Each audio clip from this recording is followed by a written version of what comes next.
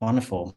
I'd just like to start my presentation by acknowledging that this research paper has come out of research being undertaken on the traditional lands of the Wurundjeri and Bunurong people of the Kulin Nation, and whose land's sovereignty has never yet been ceded.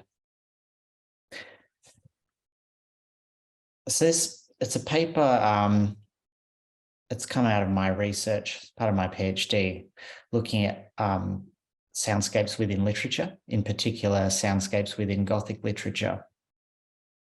And so this paper examines the literary soundscapes of Matthew Lewis's 1796 Gothic novel, The Monk, with particular attention afforded to those instances in which the interpretive ambiguities of listening serve to blur ontological distinctions between bodies and landscapes. In keeping with the genre's preference for labyrinthine architecture and nocturnal scenes, The Monk unfolds almost exclusively within darkness, its characters straining towards the gloom as they desperately seek to interpret their surroundings. Amongst the novel's passageways, sepulchres, monasteries, and forests, a procession of low murmurs, faint echoes, and indistinct groans all serve to dramatize the semiotic ambiguity of the auditory. In doing so, The Monk provides an ideal case study of sound's entangled status, simultaneously material and interpretive. And this paper takes place against a backdrop of literary sound studies, which is a rapidly evolving discipline advanced by scholars such as Isabella van Elfren, Elena Glitova, and Christy Ann Schlerath, whose publications have recast the Gothic genre as a vast reservoir of historical listening and sounding practices. In dialogue with this emergent discipline, this paper, Distant Murmurs Gothic Soundscapes in Literature, hazards a departure from the historical analysis and closes with a consideration of the potential for Gothic literature's sonic tropes to inform contemporary sound-based practices.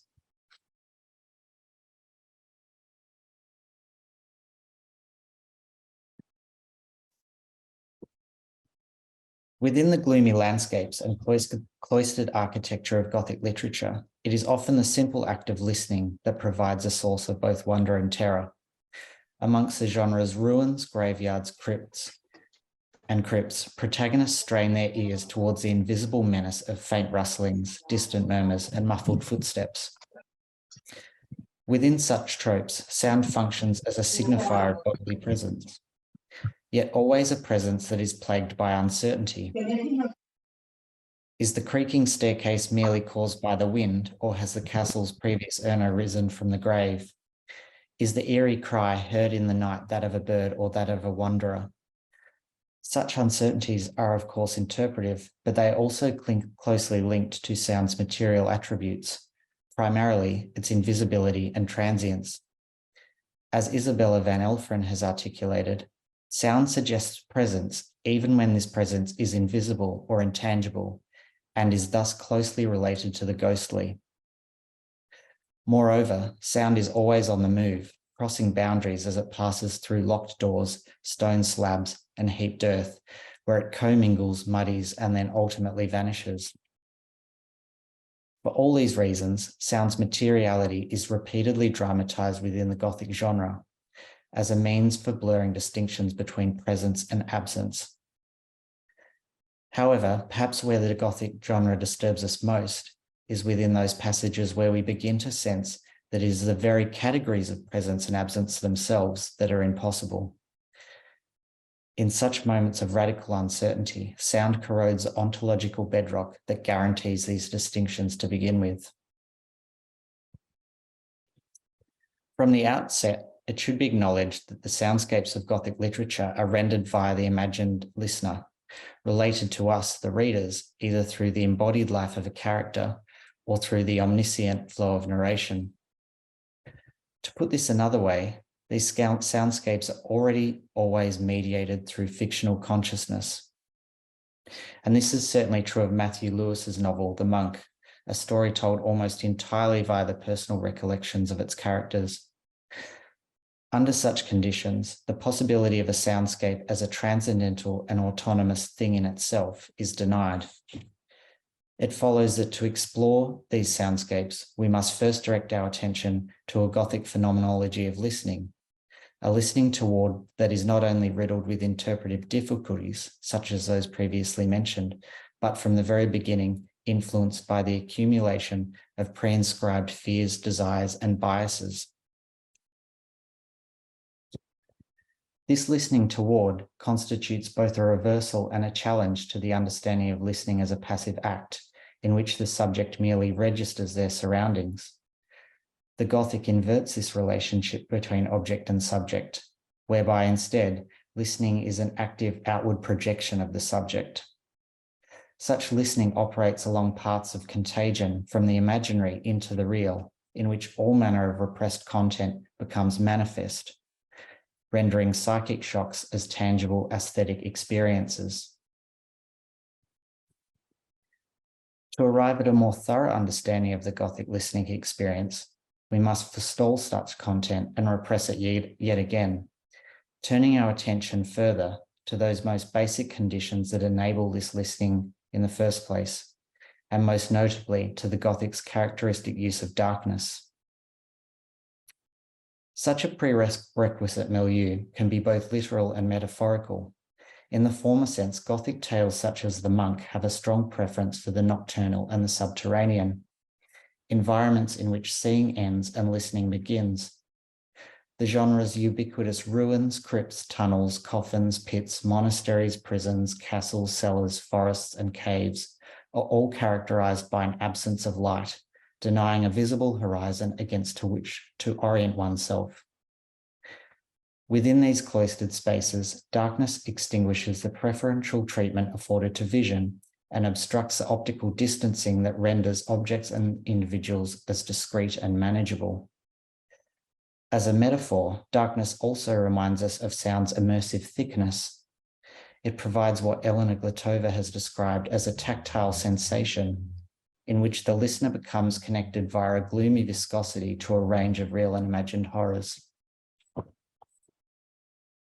Nowhere is this immersive thickness of darkness more apparent, more perfectly dark than within The Monk, a novel that unfolds almost exclusively at night. As if the sun's absence were itself insufficient, the novel's crucial scenes are set within a network of subterranean passageways, connecting a larger constellation of crypts and dungeons, all buried beneath the medieval monastery.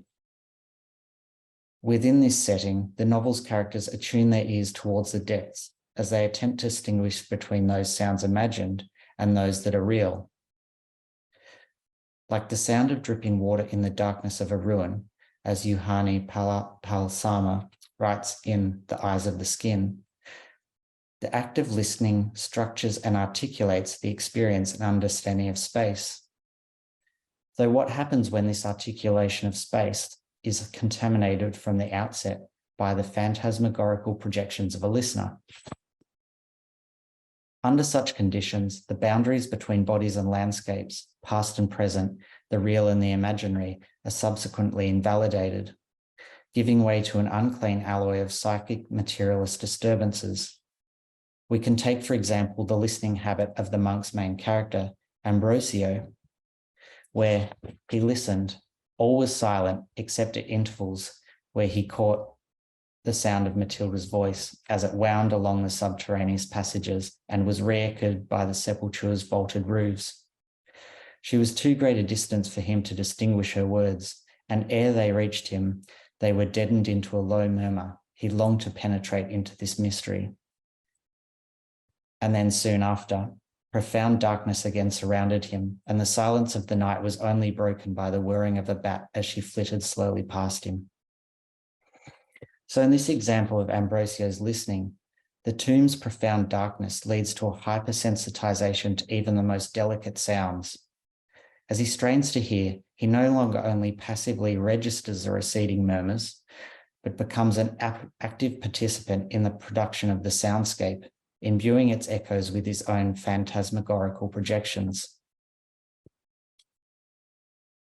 Within these darkened environments emerges yet another requisite condition of this generative listening, and that is the novel's insistence on the possibility of absolute silence. Such literary silence, used by authors such as Lewis, is perhaps best understood through the phenomenological work of Salome Vogelin, whose scholarship explores silence not as the absence of sound, but as the beginning of listening. For Vogelin, silence provides the conditions necessary to approach the critical edge of conscious experience, that wafer-thin horizon upon which recognizable forms take shape via the ceaseless task of interpretation. Within the Gothic, this model of silence is pushed to hysterical limits, diminishing the availability of external sensory information, leaving more work to be done by interpretation alone, and consequently increasing the likelihood that a character's listening will be subject to distortion, informed by mental projection rather than the real. Within these otherworldly silences, sounds emerge which, as Vogelin suggests, do not represent the real, but produce a reality all of their own. Isabella Ban Elfrin has similarly articulated regarding Gothic soundscapes that it is this ambiguity that allows receivers to project into them the haunting agency of their own repressed anxieties. Like EVP enthusiasts who listen for voices of the dead amongst the noise floor of blank cassette tapes, the occurrence of silence within Gothic novels such as The Monk provide a sensorial vacuum. It is within vacuums such as this that the strange contours of the psyche, with all its repressed cartography, rush in, leaving the characters stranded amid a sunken present in which the real loses all sovereignty.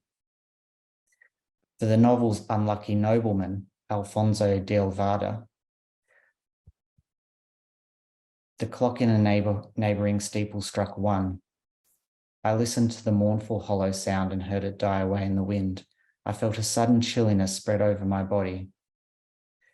Eerie silences such as these are repeated throughout the novel, often heralding the imminent arrival of the supernatural. So thus far, a particular phenomenology of listening has been articulated, a listening toward that is recognisable in both Lewis's novel and the Gothic genre more widely. But what might be abstracted from such literary devices and format shifted towards a contemporary sound-based practice? In the most straightforward adaptation, the suppression of vision through lighting or by other means may prompt closer listening. As sound artists practicing today so often find themselves exhibiting within venues shaped by the conventions of visual art, such as white cubes with concrete floors and open plan architecture, the challenge of prompting one's audience to listen rather than look within these spaces is acute. Here, the darkness of Gothic novels, as well as their characteristic use of sight blockers such as veils, closed doors, stained glass, and curtains, offers a vast reservoir of strategies for creating sensory environments in which seeing ends and listening begins. Perhaps more subtly, though, the phenomenological possibilism of the Gothic soundscape offers an invitation to reconsider the role of content within contemporary sound-based practices. At the heart of Gothic listening is a contradiction in which the obstruction of content provides the necessary conditions for all that which is otherwise repressed to rush into the frame. It is the very obscurity of the soundscape within The Monk, the interpretive difficulties associated with its low murmurs, faint echoes, and rustling noises that engage the reader's curiosity. In producing these auditory spaces of radical unknowing, Gothic literature is able to play upon our most intimate fears and desires, dissolving boundaries between the psychological and the material. As contemporary sound artists today now find themselves working in an era characterized by high-fidelity digital recording and editing, using platforms whose repeated claims are to the absolute clarity of communication, what might be gained from instead adopting methods that are predicated on radical sonic ambiguity? This paper concludes with an advocation for sounding out that which is obscure, and it asks what might be gained from a championing of those soundscapes most resistant to direct interpretation. thanks very much. It's the end of the presentation. Thank you. Thank you for the content. It's really illuminating. So I was wondering, so I did a research in Mallarmé and music, which I guess like, poetry is a different type that has more, this or direct relationship to music and sonic patterns. And what you're talking about is more of a, interpretive, imaginative listening that open up more questions than answers, I feel like. So like, how do you think of, like, for example, musical adaptation of a Gothic landscape? How do you think that will go? I think this is a very complex question, and I like the way you characterize it by saying it. I think you said something like it opens more questions than can be answered, which is what's probably drawn me to this subject matter. Because for me, when we start to look at the way the Gothic uses sound, it really calls into question what we mean when we talk about sound. But because in some ways reading is such a private experience, and it also, to convey senses of sound, it relies on our own personal experiences of our own experience of sound in the world. And so how we adapt that into other practices is both difficult, but I think it's also rich territory. It can't be a straightforward translation, but I think there are examples, particularly through cinema, I think, where certain things have been abstracted from Gothic literature in a way where they can then be reformatted into a different medium. But it's not straightforward. Hello. I'm actually toying with the idea of realizing a little bit of the Castle of Otranto myself using sound.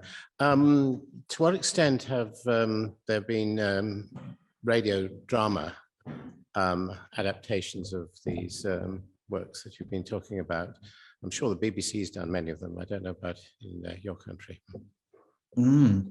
I have to admit, it's not something I've looked at yet. But it is that is another area, no doubt, where there'll be rich adaptations. And also, it might be a geographic thing too, that radio dramas are not a kind of major part of the kind of Australian media landscape. I'm not sure why that is. Maybe something about the way our kind of broadcast network has evolved over time. So that's part of the reason they probably haven't been on my radar as much as cinema